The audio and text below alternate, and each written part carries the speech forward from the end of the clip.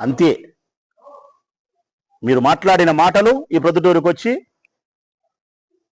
గొడ్డలి పార్టీ చెత్త మీద పన్ను వేసినారు, చెత్త పార్టీ, చెత్త బుట్టలో వేసినారు మీ పార్టీని. జగన్ చరిత్ర తెలుసుకో, జగన్ వెనుక మీలాంటి వాళ్ళు నడవకూడదు. జగన్ చరిత్ర తెలుసా? జగన్ పిరికివాడు, అసెంబ్లీకి రాడు. కడపలో మీకు ఎన్ని సీట్లు వచ్చినాయి? ఇంకా సిగ్గుందా మీకు? మీ పరపతి ఏంది కడపలో? అవినీతిపై చర్చిద్దామా? రాజధానిపై ఎంత ఖర్చు పెట్టినారు? ఇవి జగన్మోహన్ రెడ్డి గారి పైన మీరు కటువుగా, పరుషంగా చేసిన విమర్శలు. ఇక మీ గురించి మీరు చెప్పుకునే గొప్పలు. పరిశ్రమలు మేమే తెచ్చినాం, ఉపాధి ఉద్యోగ అవకాశాలు మేమే కల్పించినాం, రాయలసీమకు పెద్ద ఎత్తున పరిశ్రమలు తెచ్చినాం, రాజధాని నిర్మాణానికి పెద్దగా ఖర్చు పెడతానాం, రాయలసీమ లిఫ్ట్ ఇరిగేషన్కు మేమే ఎంత. ఇట్లాంటి మీ డాంబికాలు. ఇందులో ప్రధానంగా ఇంకొకటి కూడా మీరు విమర్శ చేసినది ఏంటంటే జగన్మోహన్ రెడ్డి గారిని, కడప జిల్లాకు జగన్మోహన్ రెడ్డి ఒక్క మేలైనా చేసినాడా అని అడిగినారు. ఏం విలేకరులారా? కడప జిల్లాకు జగన్మోహన్ రెడ్డి గారు ఒక్క మేలైనా చేసినాడా? ఇది మీరు మాట్లాడిన విమర్శలు. నేను అన్నిటికీ సమాధానం ఇస్తా. మీకోసం కాకపోయినా మీరు చేసే అబద్ధాలుగా ప్రజల హృదయాలలో నిలపడానికి, జగన్మోహన్ రెడ్డి గారు చేసిన మంచి ఏదో సత్యాన్ని ప్రజలకు కనిపించేదానికోసం రాచమల్లనే జగన్కు నమ్మిన బంటు నిరంతరం శ్రమిస్తానే ఉంటాడు, నిరంతరం పోరాటం చేస్తానే ఉంటాడు, నిరంతరం నా స్వరం మీకు వినిపిస్తానే ఉంటుంది. ప్రజలారా, మాది గొడ్డలి పార్టీనా? మీదేం పార్టీ అబ్బా పట్టాభి? మీది దేశమంతా చెప్తాంది, ప్రపంచమంతా వెన్నుపోటు పార్టీ అని చెప్పినా కదా. పిల్లనిచ్చిన మామను ఒకే ఒక పోటు, ఆ పోటే వెన్నుపోటు. ఫినిష్. ఎన్టీ రామారావు ఆయన స్థాపించిన రాజకీయ పార్టీని లాక్కున్నారు, పిల్లనిచ్చిన మామ పంచ ప్రాణాలను లాక్కున్నారు. అది సాలదని చెప్పి ప్రజలకు కూడా వెన్నుపోటు పొడిచి, అంటే ఎన్నికలకు ముందు అబద్ధాలు చెప్పి ఓట్లు వేయించుకొని అధికారంలోకి వచ్చిన తర్వాత ప్రజలను కూడా గాలి కుదిరేసినారు చూడి, దీన్నే వెన్నుపోటు అంటారు. అందుకే మీ పార్టీ 100కు కోటి సార్లు వెన్నుపోటు పార్టీ. మీరు ఏమిచ్చినారు ఈ ప్రజలకంటే? బూడిదిచ్చినారు. బూడిదే. మన లాకప్ డెత్తులో కృష్ణాది బూడిద కూడా ఇయ్యలే కదా, సాయి కృష్ణది. అట్లా ఈ ప్రజలకు మీరు బూడిద కూడా ఇలే. మిమ్మల్ని అందరూ వెక్కించినందుకు ఈ ప్రజలకు బూడిద కూడా ఇలేకపోయినారు మీరు. ఇంకా నువ్వు మాట్లాడేది ఏమని మమ్మల్ని మాట్లాడేది? చెత్త పైన మేము పన్నేసినామన్నారు. నేను ప్రజలను అడుగుతాను, నా ప్రొద్దుటూరు ప్రజల్నే, మీ వీధులలో తీసుకొచ్చి మీరు ఇంట్లోది చెత్త వేస్తే, వీధుల్లో చెత్త ఎత్తకపోతే, మన వీధులన్నీ దుర్గంధపూరితమై అపరిశుభ్రమైతే రోగాల బారిన మనం పనకూడదని చెప్పి, మీ ఊరు, మీ వీధి, మీ వార్డు శుభ్రంగా ఉండాలని చెప్పి కొన్ని ఆటోలను కొనుగోలు చేసి చెత్తని తీసుకుపోయి దానికోసం మనుషులు కేటాయించి పరిశుభ్రం చేసి రోజుకు ₹1 ఇమ్మన్నారు. రోజుకు ₹1. అంటే మీ వీధులు శుభ్రంగా ఉండేదానికి, అనారోగ్య పాలు కాకుండా ఉండేదానికోసం ఇంటి నుంచి ₹1 మాత్రమే మున్సిపాలిటీకి చెల్లించమంటే ఇది చెత్త మీద పన్ను వేయడం అని చెప్పి మీరు మాట్లాడతారా? ₹1 మీ వీధిని శుభ్రం చేసేదానికి ప్రజల మీద పన్ను వేయమని వేస్తే ఇది చెత్త మీద పన్ను అన్నారు. మరి ఈ 2 ఏళ్ల కాలంలో మీరు బియ్యం ఎంత పెంచినారు, నూనె ఎంత పెంచినారు, చింతపండు ఎంత పెంచినారు, ధనియాలు ఎంత పెంచినారు, కొబ్బరి ఎంత పెంచినారు, ఒట్టిమిరపకాయలు ఎంత పెంచినారు? తిండి తినే తిండి గింజల మీద, నిత్యావసర ధరల మీద ఇంత ధరలు పెంచితే మీది మంచి పార్టీ? కరెంటు బిల్లులు పెంచితే 1500 శివానికి 3000 చేస్తే మీది మంచి పార్టీ? గ్యాసు, డీజిల్, పెట్రోల్ పెంచితే మీది మంచిదే? 2 సంవత్సరాల్లో 4 సార్లు గ్యాస్ పెంచుతారా? మీది మంచి పార్టీ? ప్రజలకు నిత్యం అవసరమైనటువంటి తిండి గింజల మీద ధరలు పెంచినారు, కరెంటు బిల్లు చాలా అత్యవసరమైనది ధరలు పెంచినారు. డీజిల్ పెట్రోల్ అందరికీ అవసరమైనది ధరలు పెంచినారు. వంట గ్యాస్ అందరికీ అవసరమైనది ధరలు పెంచినారు. మీది మంచి పార్టీ. చెప్పాలి కదా పట్టాభి, మరి దీనికి దీనికి సమాధానం చెప్పాలి కదా. నువ్వు ఇంత నోరేసుకొని వచ్చి మాట్లాడిపోయినప్పుడు చెప్పాలి కదా. జగన్ చరిత్ర తెలుసుకో. జగన్ వెంట మేము నడచకూడదంట. జగన్ చరిత్ర బాలేదంట. నాకు స్పష్టంగా తెలుసు అబ్బా పట్టా. జగన్ చరిత్ర స్పష్టంగా తెలుసు నాకు. ప్రపంచానికి కూడా చెప్పినా నేను జగన్ చరిత్ర. మళ్ళీ నువ్వు కోరుతానా కాబట్టి చెప్తానా జగన్ చరిత్ర ఏందో. ఈ జగమెరిగిన సత్యమే జగన్ చరిత్ర. రాజశేఖర రెడ్డి మరణాంతరం ప్రజలకిచ్చిన వాగ్దానం కోసం, ఓదార్పు యాత్ర చేస్తానని చెప్పిన మాట కోసం సోనియా గాంధీ వినకపోతే ఇచ్చిన మాట నిలబెట్టుకునే దానికోసం అధికారంలో ఉండే ఢిల్లీ కోటను ఎదిరించినవాడు, సోనియా గాంధీని ఎదిరించినవాడు జగన్మోహన్ రెడ్డి.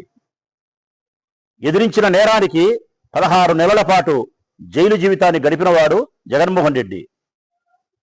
సొంత పార్టీ పెట్టుకుని ఎన్నికల్లోకి ప్రజాక్షేత్రంలోకి యుద్ధానికి వచ్చిన వాడు జగన్మోహన్ రెడ్డి. మొట్టమొదటిసారే రాజకీయ పార్టీని స్థాపించి 16 నెలలు జైలు జీవితాన్ని గడిపి ఎన్నికల్లో పోటీ చేసి 67 సీట్లతో ప్రతిపక్షానికే పరిమితమైన వాడు జగన్మోహన్ రెడ్డి. ఒక్కవోని ధైర్యంతో మీరు 23 మంది మా ఎమ్మెల్యేలను సంతలో పశువులు కొండెట్టుకుంటే ఏమాత్రం ధైర్యం సడలకుండా రాజకీయాలు చేసిన వాడు జగన్మోహన్ రెడ్డి. తిరిగి మళ్ళీ ప్రజా సంకల్ప యాత్ర చేసినాడు. 13 నెలలు, 3500 కిలోమీటర్లు జనంలోనే గడపగలిగినాడు సంవత్సరం రోజులు. ఆ తర్వాత 151 సీట్లతో అధికారంలోకి రాగలిగినాడు. జనరంజకమైన పరిపాలన చేయగలిగినాడు.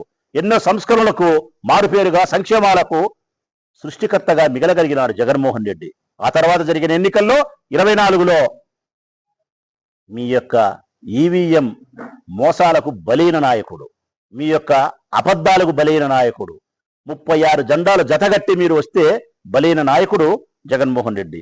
ఓడినా గెలిచినా ఒక్క 10 రోజులు తిరగకముందే మళ్ళా జనం కోసం రాజకీయాల్లో 24 నుంచి పోరాటం చేస్తున్నాడు.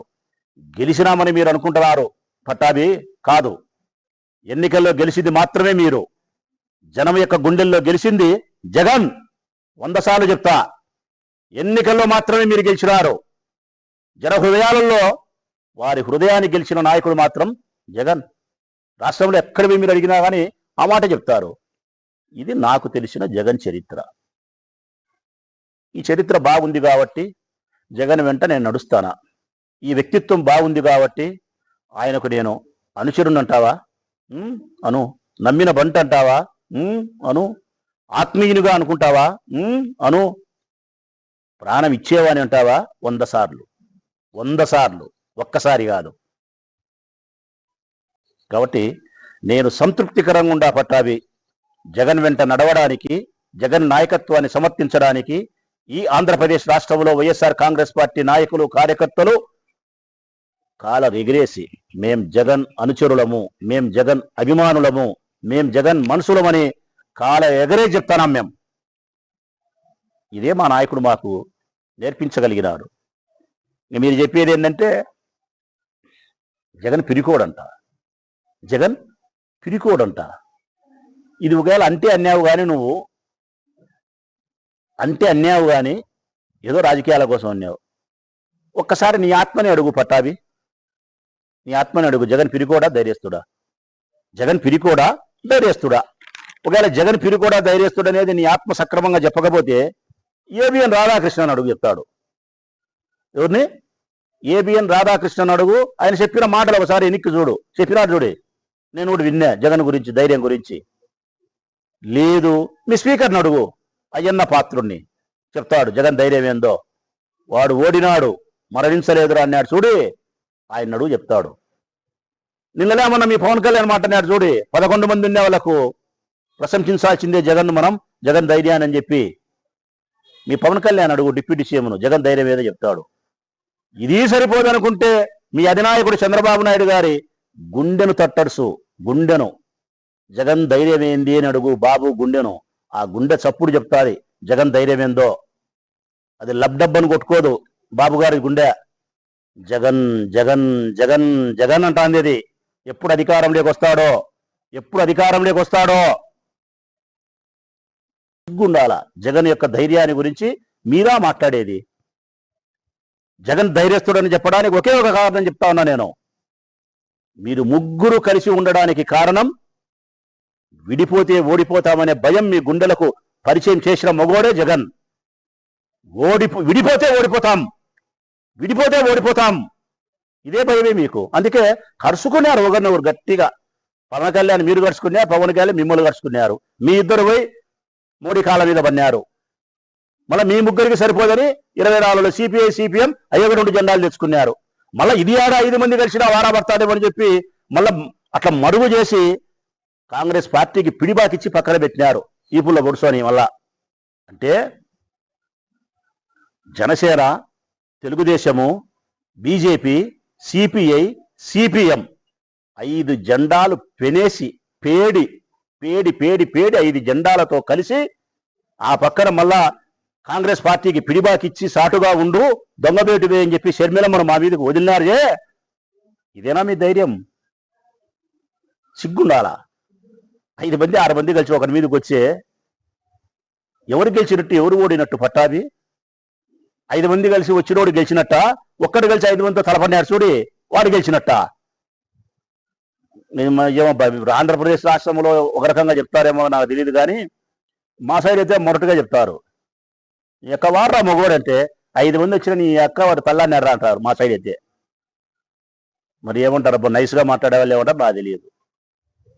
మాట్లాడాకండి. ఇంకా మేము గెలిచినాం, మేము పోటు మొగళ్ళం, మేము గెలిచినాం, మేము ధైర్యస్తులం అనొద్దు మీరు. ఇంకొక మాట నువ్వు మాట్లాడిన మాట ఏంది? కడప జిల్లాలో మా సీట్లు ఎన్నే?